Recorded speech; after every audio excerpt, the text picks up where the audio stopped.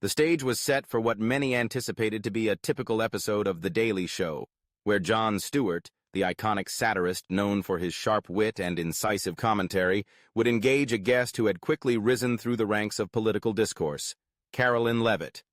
With her youthful energy and a platform that often resonated with the younger generation, Leavitt had become a polarizing figure, embodying the complexities of Gen Z in politics. As she took her seat opposite Stewart, the tension in the air was palpable, charged with the expectation of a clash between seasoned experience and youthful exuberance. Stewart, with his trademark smirk and a glint of mischief in his eyes, wasted no time in establishing the tone of the conversation. He leaned forward, his elbows resting on the table, and launched into an introduction that was equal parts jest and critique. Ladies and gentlemen, today we have a guest who is not just a political commentator, but a self-proclaimed Gen Z puppet. That's right, Karoline Leavitt, fresh out of college and straight into the political arena, where she's been handed the keys to the kingdom, of TikTok, that is. The audience erupted in laughter, the familiar rhythm of Stewart's humor drawing them in. Leavitt, however, was not there to be merely the butt of a joke. With a confident smile, she met Stewart's jabs head-on. "Well, Jon, if I'm a puppet, then you must be the grand puppeteer of the media landscape, pulling strings for decades. But I'd like to think that even puppets can have a mind of their own." The audience responded with surprised murmurs, a few gasps punctuating the air as they began to sense a shift in the dynamic. Leavitt's retort was sharp, and it caught Stewart off guard, if only for a moment. Stewart, undeterred, pressed on, attempting to undermine her further. "So, tell us, Karoline, how does it feel to be part of a generation that's more concerned with likes and shares than actual policies? Do you even know what a filibuster is?" He leaned back, arms crossed, a playful smirk still on his face, as if to say he had her cornered. The audience chuckled, but Leavitt's demeanor remained unflappable. "Actually, Jon, I do know what a filibuster is," she replied, her tone steady and assertive. "It's a tactic used to delay or prevent a vote on legislation. But let's talk about something more relevant, like the fact that your show has often criticized media censorship while you've also been part of a system that silences voices you don't agree with. Isn't that a bit hypocritical?" The room fell silent, the laughter from earlier replaced by an electric tension. Stewart's expression shifted, the playful facade momentarily cracking. He had built a career on confronting the hypocrisy of others, and now he found himself on the receiving end. The audience shifted in their seats, caught between the familiar comfort of Stewart's humor and the unexpected resilience of Leavitt's argument.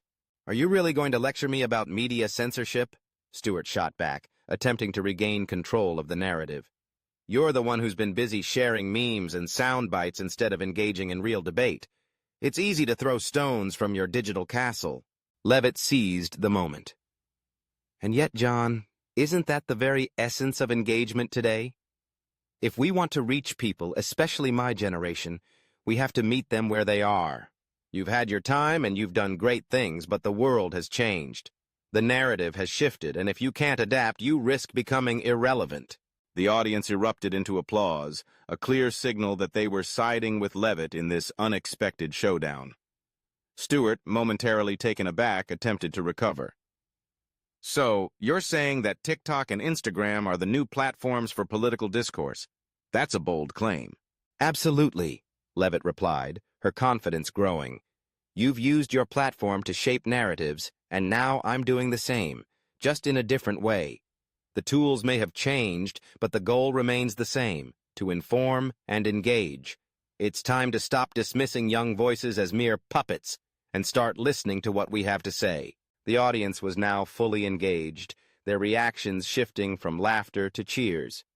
The hashtag #HadLeavittKnockout began trending on social media, with viewers praising her for standing her ground against a seasoned host. Clips of the confrontation quickly circulated, snippets of Leavitt's sharp comebacks, and Stewart's surprised expressions becoming viral sensations.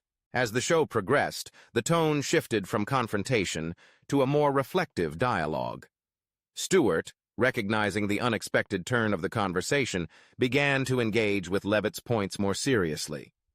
He acknowledged the importance of new media in shaping political discourse and the need for established figures to adapt to the changing landscape. By the end of the episode, the audience was left buzzing with excitement. Leavitt's poise and articulate arguments had not only challenged Stewart, but had also shifted the perception of her as a mere Gen Z puppet to that of a formidable political player. The social media explosion that followed further solidified her status, with commentators, political analysts, and everyday viewers weighing in on the significance of the confrontation. In the days that followed, Leavitt found herself at the center of a media whirlwind. Her appearance on The Daily Show became a reference point for discussions about generational divides in politics, the evolving nature of media engagement, and the power dynamics at play in political narratives.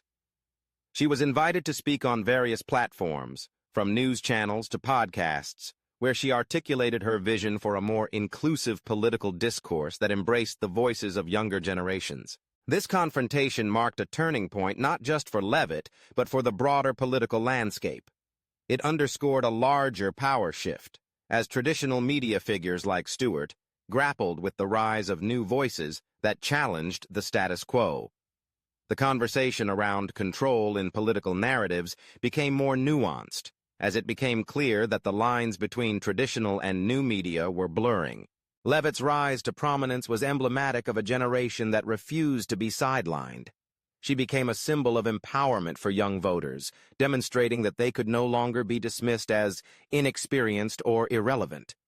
Instead, they were shaping the political conversation in real time, leveraging social media to amplify their voices and influence. In the aftermath of the confrontation, key takeaways emerged about the nature of control in political narratives. The episode highlighted the importance of adaptability in media engagement, the need for established figures to listen to and learn from younger generations, and the power of social media in amplifying voices that challenge traditional norms.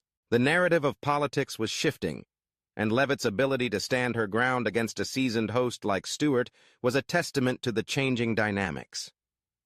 As the political landscape continued to evolve, it became increasingly clear that the future belonged to those who could navigate the complexities of communication in a digital age, where every voice mattered and every narrative held power. The confrontation on The Daily Show became a defining moment for both Leavitt and Stewart, marking a new chapter in the ongoing dialogue about media, politics, and the voices that shape our world. As the dust settled, it was evident that the conversation was far from over, and the implications of that significant encounter would resonate long into the future, challenging the way we think about control, influence, and the narratives that define us.